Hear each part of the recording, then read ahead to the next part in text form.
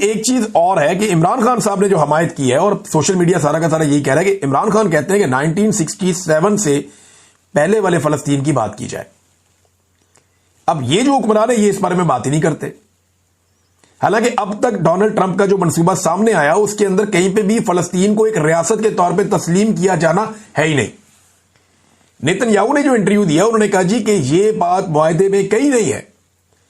یا یہ جو ایک منصوبہ بنایا ڈونلڈ ٹرمپ نے اس پورے کے اندر یہ بات کہیں نہیں ہے کہ فلسطین کو بطور ایک ریاست تسلیم کیا جائے گا، یہ اسرائیل نہیں ہونے دے گا، انہوں نے یہ کہہ دیا۔ دوسرا انہوں نے کہا کہ ہم غزہ میں سے اپنی فورسز بھی نہیں نکال رہے۔ دیکھیں جو طریقہ کار ہے وہ تو یہ ہے کہ 1967 کی پوزیشن کے اوپر جائیں واپس، ویسٹ بینک، گولان ہائٹس اور غزہ ان کو جو ہے وہ اسرائیل چھوڑ دے، اور جیروشلم جو ہے وہ کیپٹل بن جائے فلسطین کا۔ جبکہ اگر ایک بفر زون بنانا ہے فلسطینیوں اور اسرائیلیوں کے بیچ میں تو امت مسلمہ کی ایک فوج کو تعینات کیا جا سکتا ہے اس بفر زون میں، تاکہ اسرائیلیوں اور فلسطینیوں کے بیچ میں گیپ رہے اور محفوظ رہیں فلسطینی بھی، یہ تو ہو سکتا ہے۔ لیکن یہ فارمولہ اس کے بالکل الٹ ہے۔ میں نے لوگوں سے سوال پوچھا اور اس بارے میں نے ایک سوال اٹھایا تھا، میں نے پوچھا آپ کے خیال میں ٹرمپ کے معاہدے کے تحت پاکستان اور دیگر ممالک کی افواج فلسطین میں اسرائیل سے مقابلے کے لیے بھجوائی جا رہی ہیں؟ تو 81% لوگوں نے اس کا جواب دیا کہ نہیں، انہیں نہیں لگتا کہ یہ اسرائیل سے مقابلہ کرنے جا رہے ہیں، یعنی ان کو ادروائز کچھ لگتا ہے کہ یہ جو فورسز مسلمانوں کی وہاں جا رہی ہیں فلسطین میں، یہ اسرائیل کا مقابلہ کرنے نہیں جا رہے یا ان کے ساتھ لڑنے نہیں جا رہے۔ تو پھر لڑنے والی فورسز کا وہاں کام کیا ہے، کس کے ساتھ لڑنا ہے؟ یہ فیوچر میں ہمیں پتا چلے گا، کیونکہ ایک بہت بڑی پکچر نظر آ رہی ہے۔ کچھ لوگ انالیسس کر رہے ہیں کہ آنے والے وقتوں میں وہاں ایک عجیب قسم کی لڑائی شروع ہو جائے گی، اور اس کے اندر قربانیاں جو ہیں وہ اسلامی فوج جو وہاں پہ بنا کے بھیجی جائے گی اس کو دینی پڑیں گی۔ تو یہ ایک لمبا سلسلہ ہے جو شروع ہو سکتا ہے، لیکن نیتن یاہو نے جو ہے ان کی خواہش کے اوپر ڈونلڈ ٹرمپ نے کچھ ایسا لگتا ہے تبدیلی کر دی ہے۔ جو باتیں پہلے مسلمان ملکوں کے ساتھ ہوئی تھی اب وہ باتیں وہاں پہ نہیں ہیں۔ اب نہ تو فلسطین ایک ریاست کے طور پہ تسلیم کیا جائے گا، یہ بات بھی اس کے اندر نہیں ہے۔ انہوں نے کہا جی دیکھیں گے، بعد میں سوچیں گے اس کے بارے میں۔ دوسرا، اسرائیلی فوج غزہ میں غیر معینہ مدت تک رہے گی۔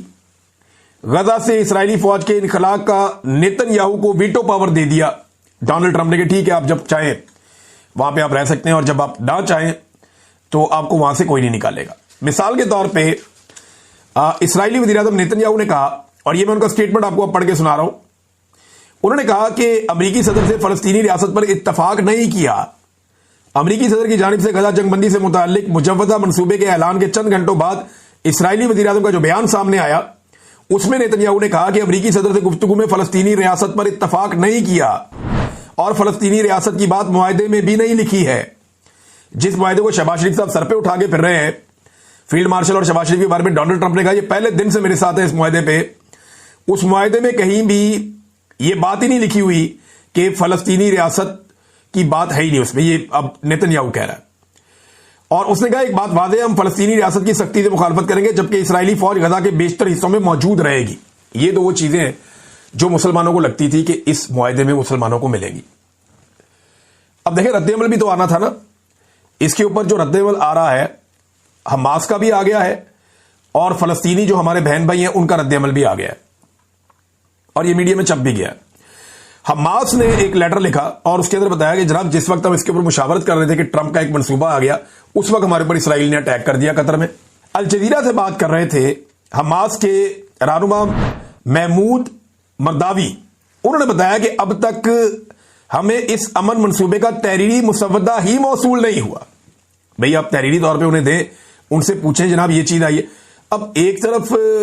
اس اقدار کہہ رہے ہیں کہ فلسطینی مان گئے، آپ کیوں اعتراض کر رہے ہیں؟ دوسری طرف حماس کہہ رہی ہے، جو فلسطینیوں کا ایک بڑا تگڑا گروپ ہے،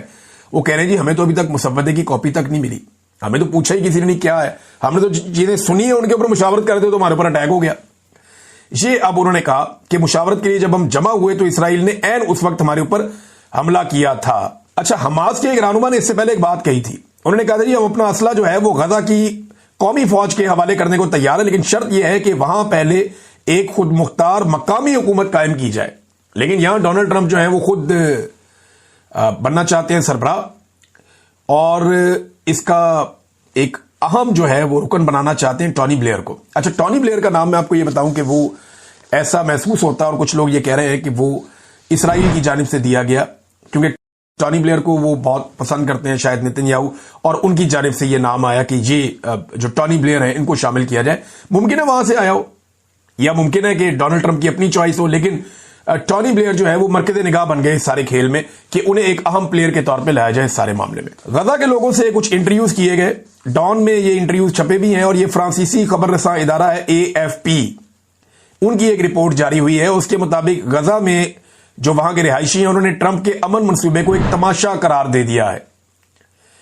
امن منصوبے پر شکوک و شبہات کا اظہار کرتے ہوئے اسے تماشا قرار دے دیا, یہ ہیڈ لائن ہے.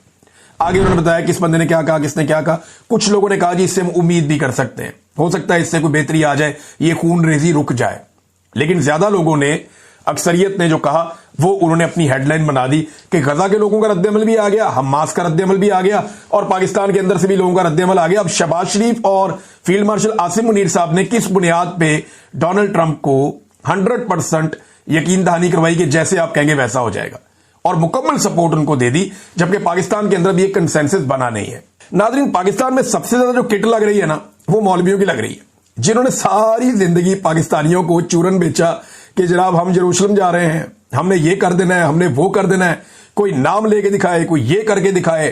کوئی یہ والی بات کر کے دکھائے, ہم وہ کر دیں گے. ادھر جناب شہباز شریف صاحب کے فوٹوز آ رہے ہیں بہترین قسم کے, خوشگوار موڈ کے اندر, امریکن جوش کانگریس کے صدر کے ساتھ, اور جناب ساتھ وفد کے اندر ایک خاتون موجود ہیں جو پرو اسرائیل ہیں بہت زیادہ, اور ان کو ایکسیس بھی ہے شہباز شریف صاحب کے جو ہے وہ سیکرٹ فائلز تک, اور وہ یہ کلیم بھی کرتی ہیں کہ پاکستان اسرائیل کو تسلیم کر لے اور کر لے گا. تو یہ بڑی انٹرسٹنگ چیز ہے. لیکن اس کے اوپر جو سب سے زیادہ مزہ آ رہا ہے نا وہ مولویوں کو آ رہا ہے, جو ساری زندگی قوم کو بیوقوف بنا کے مال بنایا.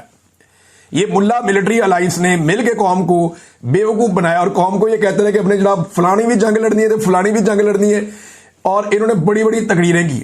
لیکن آج یہ دونوں بالکل ایسے چپ بیٹھے, سمم بکمن,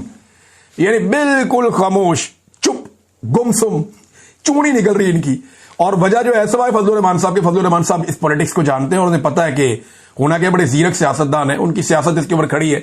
انہوں نے اسٹیٹمنٹ دینے شروع کیے, لیکن میرا نہیں خیال کہ اسٹیبلشمنٹ کے لیے فضل الرحمان صاحب کوئی مشکل بنیں گے اگر وہ یہ فیصلہ کر لیں کہ فضل الرحمان صاحب کوئی نہ کوئی رستہ نکال لیتے ہوتے ہیں, یہاں سے بھی نکل ہی آئے گا. ناظرین, اب آ جائیں گنڈا پور صاحب والے معاملے پہ. دیکھیں, پرویز خٹک نے, محمود خان نے, عثمان بزدار نے, اور بہت سارے عمران خان صاحب کے ساتھی ہیں, دوست ہیں, اسد عمر ہیں,